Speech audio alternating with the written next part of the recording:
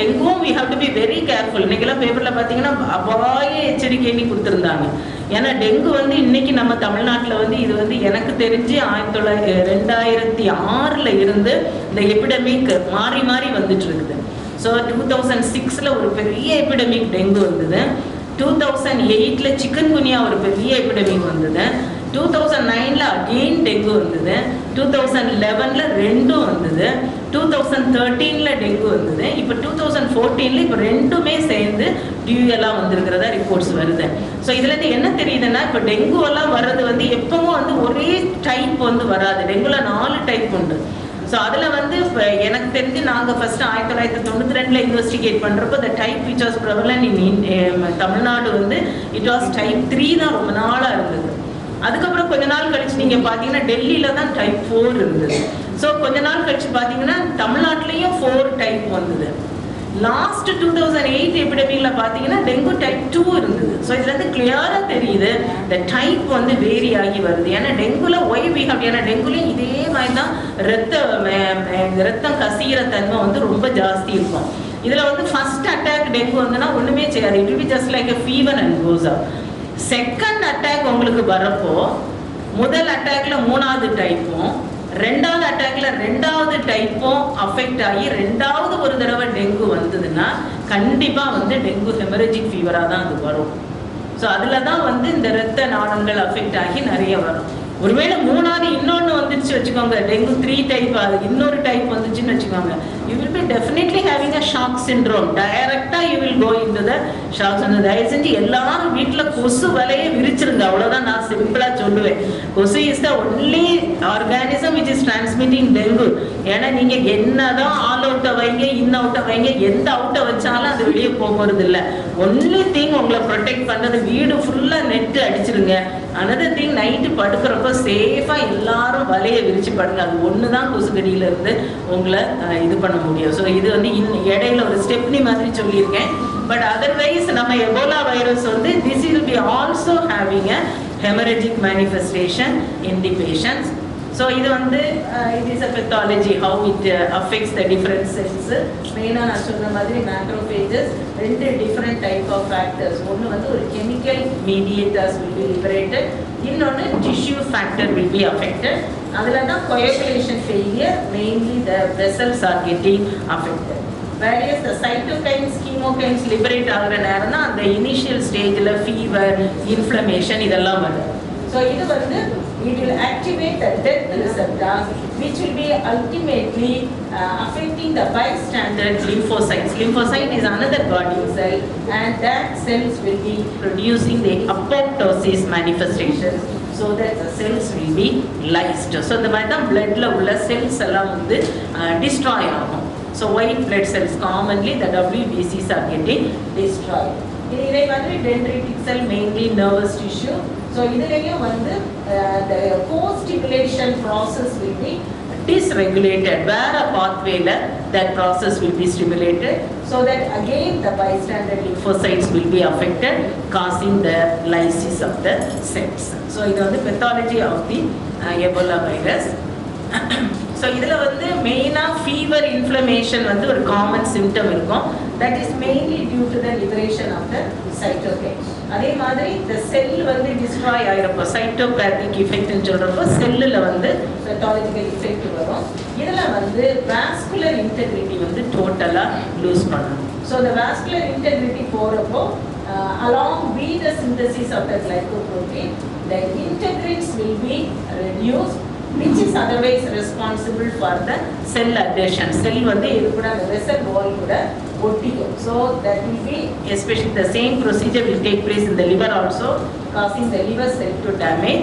So liver cell and the other coagulation factor failure will cause the coagulopathies. So coagulopathies வர நேரம் blood clotting mechanism totally change ஆகும். அதனால தான் hemorrhagic manifestations patientsக்கு நிறைய இருக்கும். So in the virus produce பண்ற disease தான் we'll call it as the Ebola virus disease அல்லது Ebola hemorrhagic fever. So incubation period 2 days to 3 weeks னு சொல்லிட்டேன். மெயின் சிம்டம்ஸ் என்ன இருக்கும்னா ஃபீவர் தான். எல்லா ஃப்ளூ அந்த மாதிரி பட்டத்தில் எப்படி இருக்குமோ அதே மாதிரி தான் ஆரம்பிக்கும். ஃப்ளூ ஃபீவர் இருக்கும், சோர் throat, muscle pain and headache இருக்கும். And sometimes patients will have vomiting, diarrhea, and 2-3 நாள் ஆகிறப்போ that will be followed by the rashes. And அதுக்கு பின்னாடி கொஞ்ச நாள் ஆக you will feel that your liver is getting failed and also the kidney is getting failed. So the liver failure and kidney failure வர டைம்ல அந்த patients வந்து start bleeding. So bleed ஆகிறப்போ bleeding can be either within the body or externally. Externally நிறைய தெரியும். Externally வர ஆரம்பிச்சிட்டுனா then we can presume that the patient is going to die.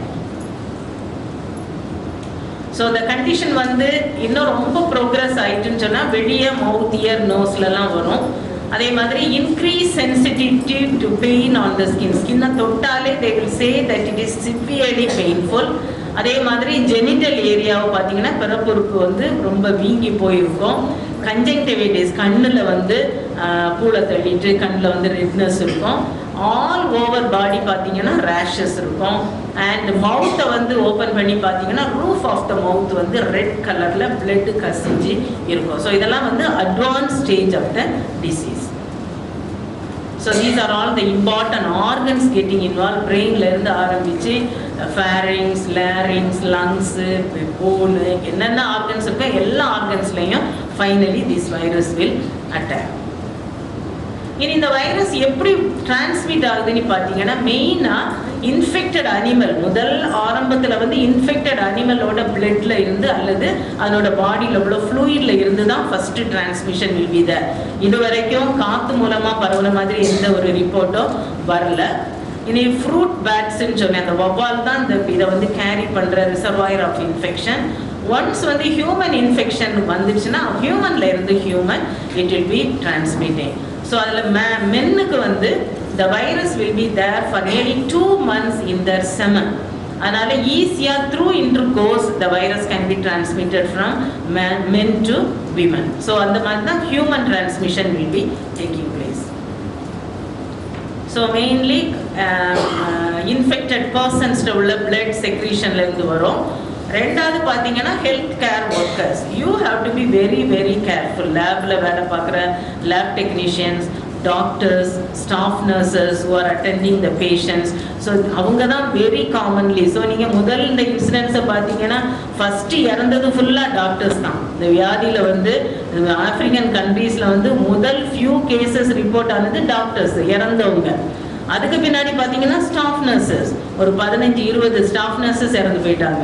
So இவங்கெல்லாம் வந்து தெரியாமல் இந்த பேஷண்ட்ஸை வந்து சேஃப்கார்ட் பண்ணாமல் ஹேண்டில் பண்ண பீப்புள். ஸோ அதனால தான் we are very much careful. இப்போ இன்னைக்கு இதை வச்சுருக்கோனாலே லேப் பீப்புளுக்காக தான் மெயினாக வச்சுருக்கோம். பிகாஸ் நமக்கு தெரியாது, நீங்கள் நிறைய சாம்பிள் பண்ணுறீங்க. எஸ்பெஷலி எக்ஸ்பெரிமெண்டல் மெடிசனில் பார்த்தீங்கன்னா நீங்கள் ஹெச்ஐவி சாம்பிள்ஸ்னு சொல்லி வெளியேறது வரை எவ்வளோ சாம்பிள் பண்ணுறீங்க.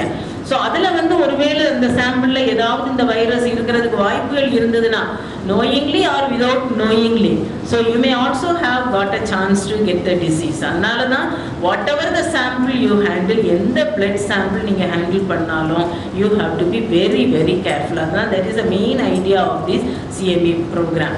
அதே மாதிரி மீட்டு நிறைய பேர் எல்லாருமே நம்ம மீட்டு சாப்பிடுவங்க நிறைய பேர் இருப்பீங்க.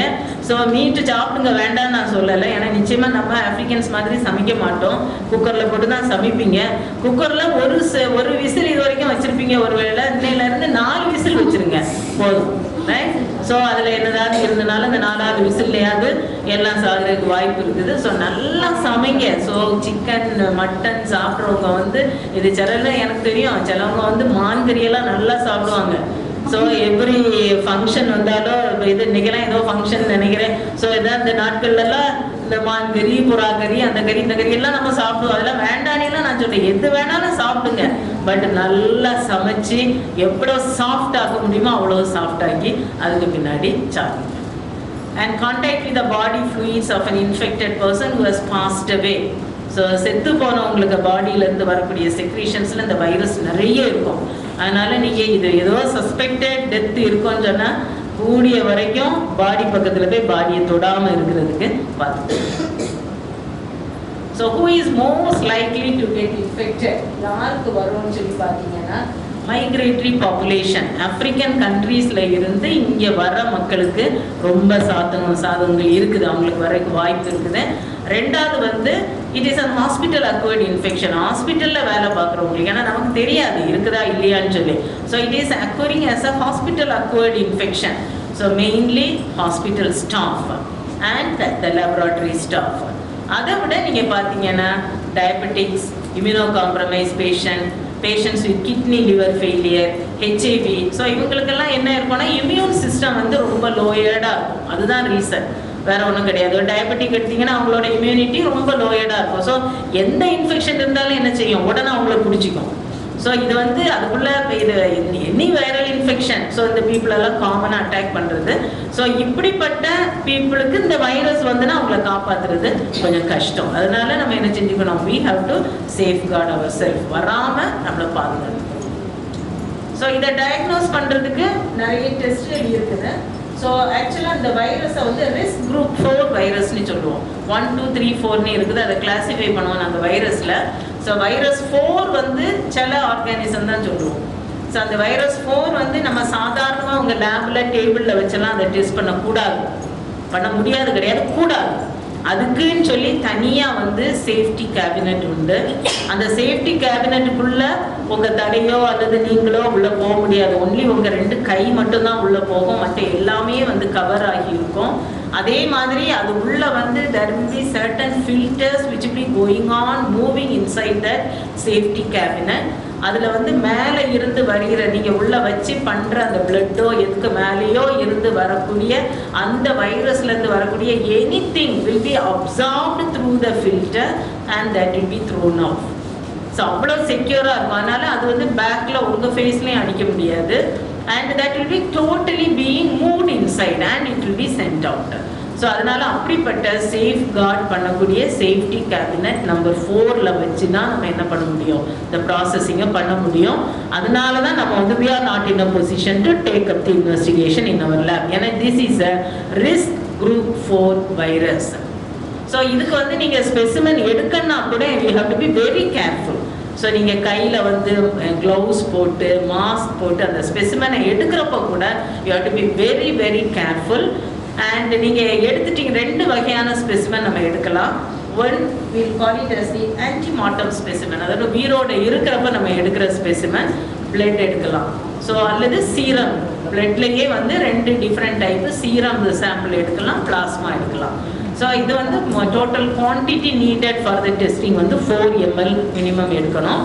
இனி சப்போஸ் பேஷண்ட் செத்து போயிடுச்சு, செத்த பின்னாடி we want to identify இந்த வைரஸ்னால செத்துட்டாங்களா இல்லையாடி பார்க்கறது தான் postmortem examination.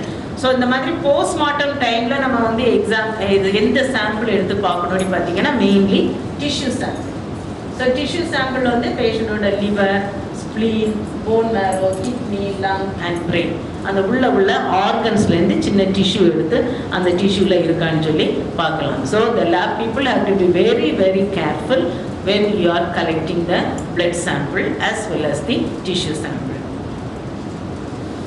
So the sample வந்து with all the safety precaution it has to be collected.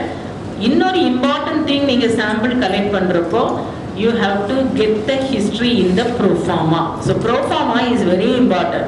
So அதுக்காக வந்து இப்போ பண்ணுற லேப்லலாம் ப்ரோஃபார்மா கொடுப்பாங்க. ஏன்னா மெயினாக ஹிஸ்ட்ரி தான், அவன் எங்கேருந்து வந்திருக்கான், எந்த நாட்டில் இருந்து வந்திருக்கான், அவன் இருந்த நாட்டில் இந்த வியாதி இருந்ததா இல்லையா. ஸோ இதெல்லாம் நமக்கு தெரிஞ்சாதான் நம்ம என்ன பண்ண முடியும், இந்த வைரஸுக்கான டெஸ்ட்டுகளை பண்ணி பார்க்க முடியும். So history is very important.